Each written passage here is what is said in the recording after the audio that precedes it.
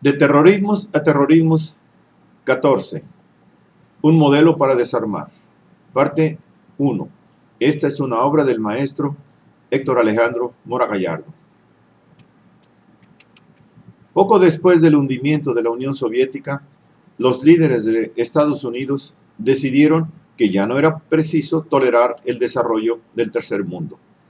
Así como Yugoslavia representaba un mal ejemplo en Europa, Irak constituía otro mal ejemplo para los países del Oriente Medio. La última cosa que los plutócratas de Washington desean en esa región es la existencia de países en desarrollo, independientes y autónomos, deseosos de controlar su propia tierra, su trabajo y sus recursos naturales. Michael Parenti. Bienvenido a Yugoslavia, convertida en neocolonia y escaparate de la globalización. Una advertencia importante para todos los países que Estados Unidos se dispone a conquistar. Michael Collon. Al término de la Guerra Fría, Yugoslavia era un país socialista, como podía serlo dentro de los parámetros del socialismo real. Desierto meritoriamente independiente de la órbita soviética, lo cual era una distinción cualitativa de excelencia, pues Josip Broz Tito hacía política procurando el interés nacional, y no era un dictador del tipo Stalin o Nicolás Ceausescu. El haberse distanciado de la férula soviética contribuyó a crear un socialismo moderado que posibilitó la formación del bloque de los tercermundistas, pues aunque Tito requirió del apoyo de las potencias occidentales para evitar la invasión soviética y levantar su economía, tras de la Segunda Guerra Mundial fue capaz de mantener la independencia política de su país con respecto al bloque de la OTAN. La economía yugoslava, en la época de Tito, permitía empresas socialistas con dirigencia obrera no centralizada y la reticencia a colectivizar el campo por los efectos negativos que esta política tuvo en la URSS. Lo que fue suficiente para crear un modelo distinto al estalinista, el que fue apreciado y respetado hasta la muerte del adalid croata. Tras la desaparición de Tito, el problema radicaba en las diferencias étnicas que configuraban a la nación yugoslava.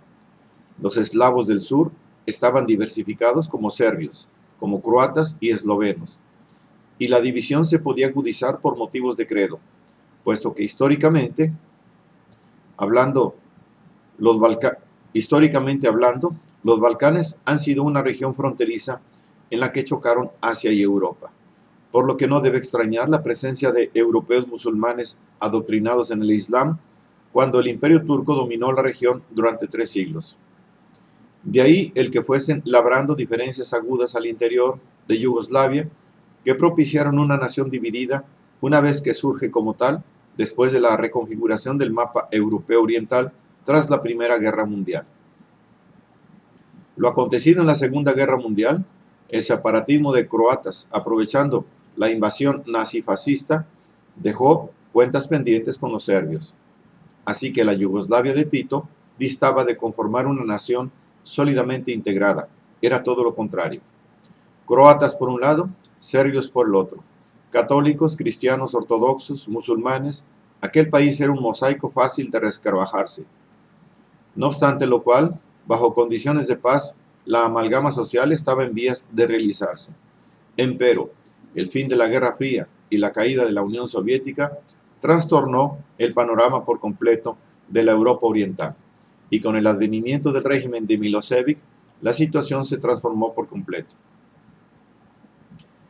Una economía nacionalista, sindicalizada, estable, si no boyante, sí sustentable, habría de ser finiquitada para abrirle paso al capital occidental. Y con mayor premura, si existía un motivo de peso externo que tuviera que ver con los intereses imperialistas inmediatos, sí, de europeos y estadounidenses. Y este motivo existía, o mejor dicho, existe. Por lo que Yugoslavia pasó a ser la primera víctima del reacomodo generado por las potencias en su expansión hacia el oriente de Europa. Toda vez que tenían proyectado el paso de oleoducto-gasoductos venidos del Cáucaso y Asia Central con rumbo al Mediterráneo y o Alemania. Nada fuera de los imperativos capitalistas consabidos. Los intereses petrolíferos y la expansión de capitales, con la respectiva apertura de mercado en la región, los empujaba a cercenar a un país que no mostraba ningún deseo de formar parte de la Unión Europea y ningún interés en absoluto por ingresar a la OTAN. Tenía una economía relativamente próspera, aproximadamente 80% de la cual era propiedad pública. Había que provocar un conflicto interno, detectándose que la guerra de secesión y desgaste lanzadas contra Yugoslavia buscó fracturarla en mini repúblicas, divide y vencerás, gobernadas por administradores neoliberales encargados de privatizar los bienes de capital, lo que, aunado a la destrucción de su infraestructura, deja a las nuevas mini naciones a merced de los lobos capitalistas de Occidente, en términos absolutamente favorables a los inversores. Todo se está privatizando a precios de liquidación. Los servicios humanitarios, el empleo y los fondos de pensiones están desapareciendo. El desempleo, la inflación y la pobreza están en pleno ascenso, al igual que la delincuencia, la falta de vivienda, la prostitución y el suicidio. Bienvenidos al paraíso del libre mercado de Serbia. ¿En algún otro lugar del mundo pasa algo igual? Y es este el momento oportuno para introducir en el texto una fórmula que descubre el interés imperialista que está detrás de tan atroces guerras, manejándola como una regla simple, que es en sí misma casi una ley del desenvolvimiento imperialista. He aquí una regla muy simple para clarificarla. En cada región del mundo en la que se encuentre una ruta de petróleo o de gas, siempre se constata que Estados Unidos trata de instalar ahí sus bases militares, provocando o incitando para ello conflictos locales, de los que a continuación se presentan como observadores o bomberos. Esta regla esencial explica la mayoría de las guerras incomprensibles: Yugoslavia, Macedonia, Chechenia, Afganistán, las antiguas repúblicas soviéticas de Asia Central. Y tras la guerra, las bases militares quedan asentadas de manera permanente. En Kosovo se encuentra el campo Bonstel, apuntando hacia el Cáucaso, el Medio Oriente y, de ser necesario, hacia Moscú. ¿Quién ha construido esta enorme base? ¿Quién la suministra? ¿Quién se embolsa sus enormes beneficios? Brown and Root Services, una filial de la empresa norteamericana de servicios petrolíferos Halliburton, el principal suministrador de bienes y servicios de esta industria. A la cabeza de Halliburton encontramos a Dick Cheney, actual vicepresidente de Estados Unidos.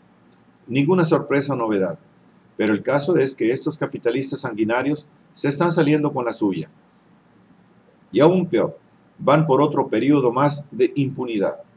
Otro negocito que le podemos estampar como estrellita en la frente al oligarca imperialista de Dick Cheney son las prisiones ilegales de Guantánamo, en lo que viene a ser una muestra más del descarado negocio que significa la guerra y las intervenciones armadas, obteniendo por ello 16 millones de dólares.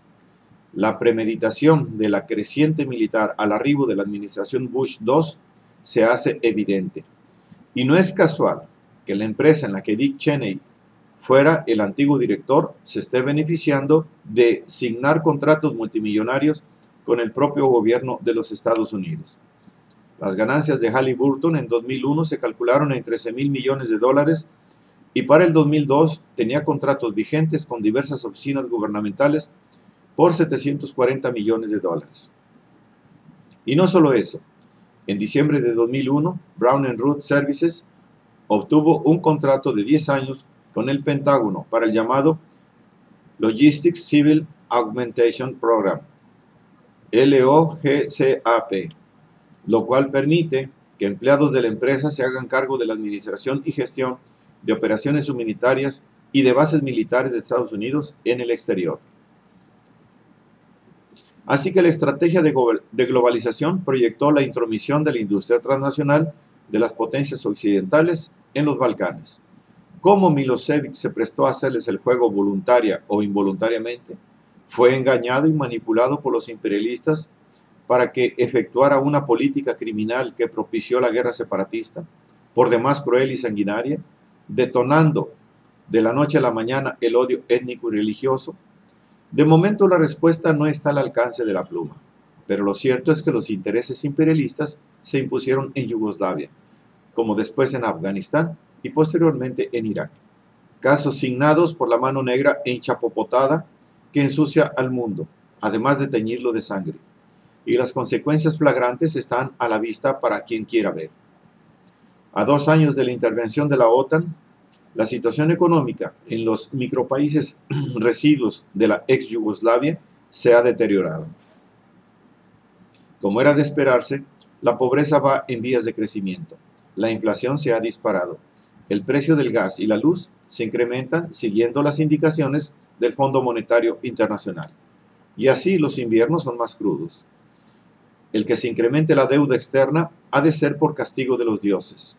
Los enfermos de cáncer se multiplican a consecuencia de los residuos químicos radioactivos que las bombas despiden y debido a que bombardearon el complejo químico de Panasebo, bombas con materiales radioactivos, golpeando a un almacén de químicos. Son estas las bombas inteligentes que el Imperio arroja sobre un pueblo víctima de su furia embosada. También fue una bomba inteligente la que cayó sobre la embajada china en Belgrado, guiada por la paranoia yanqui.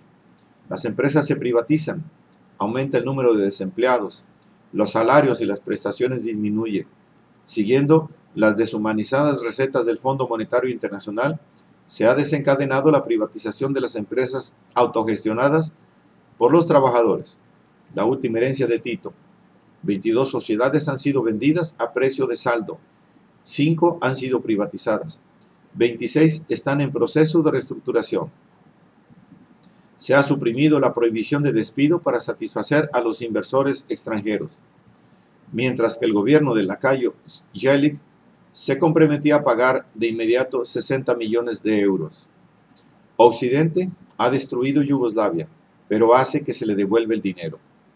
Y el número de muertos, y el dolor, y el sufrimiento de miles y millones de personas sacrificadas en aras de sus despiadados intereses capitalistas no cuentan en las cifras macroeconómicas que son la prioridad del imperialismo. Las ciencias arqueológicas que se dedican al estudio de las sociedades arcaicas consideran que la civilización comienza en Mesopotamia, con la cultura sumeria alrededor de 4000 años antes de nuestra era, teniendo como antecedente asentamientos de pueblos con agricultura permanente en la creciente fértil, Media Luna, que va del Medio Oriente hacia el Asia Central, incluyendo posibles asentamientos en las orillas del Mar Negro, los que fueron destruidos por una creciente de aguas acontecida aproximadamente hacia 5500 antes de nuestra era, inundación que superó las compuertas naturales del Bósforo, irrumpiendo en lo que para entonces era un gran lago, en lo que se da en interpretar como el gran diluvio que refiere la Biblia, y que para los egipcios, de acuerdo con Platón, el Timeo sería uno de los 2 diluvios posteriores a la gran inundación que hundió a la Atlántida.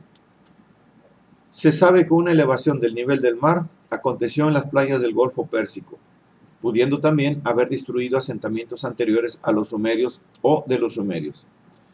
El caso es de que los arqueólogos han podido confirmar, a través de evidencias materiales, que la civilización comienza en Mesopotamia y solo Egipto pudiera igualar o superarla en antigüedad, precisando que al hablar del origen de la civilización en Mesopotamia sería una afirmación en términos absolutos, pues la civilización occidental comenzaría a despuntar en Creta hacia 2000 y en Grecia continental hacia el 1600 con los aqueos, pasando a ser propiamente occidental hasta el surgimiento de las poleis helenas en el siglo VIII, por lo que no se debe de confundir la sabiduría arcaica de índole astrológica alquímica que de Oriente pasa a Occidente como sabiduría esotérica y ocultista, con el saber propiamente occidental que surge precisamente en la Hélade, el que tiene un carácter más racional y objetivista, orientado al análisis de la fisis y de la geoetnología, así como procreadora de la lírica y de la tragedia, la filosofía y la historia. Entonces, el origen de la civilización arcaica oriental no es el origen de la cultura occidental. pues esta es muy posterior y aparece distinguiéndose de la forma socioeconómica asiática, el modo de producción tributario, la que como tal se convierte en una tradición milenaria, despotismo asiático que perdura a través de milenios, prolongándose con el concurso del Islam hasta la actualidad de manera prácticamente ininterrumpida, incluso y tomando en cuenta las invasiones europeas en el Asia y en el norte de África, desde Alejandro Magno hasta las cruzadas, incursiones militares con las cuales los europeos ocuparon temporalmente pueblos asiáticos de raigambre arcaica, pero siendo incapaces de transformar costumbres que por ser precisamente milenarias están arraigadas en esas tierras y culturas, de manera tal que la existencia de regímenes tiránicos en la zona del norte de África, Medio Oriente y el Asia Central, en realidad representan una forma política predominante por siglos y siglos que configuran milenios. En este sentido, Saddam Hussein viene siendo uno de los últimos representantes del despotismo asiático, estando por verse qué destino tiene el intento farsante de los imperialistas occidentales por establecer una democracia en Irak, que en realidad viene a ser un gobierno de títeres.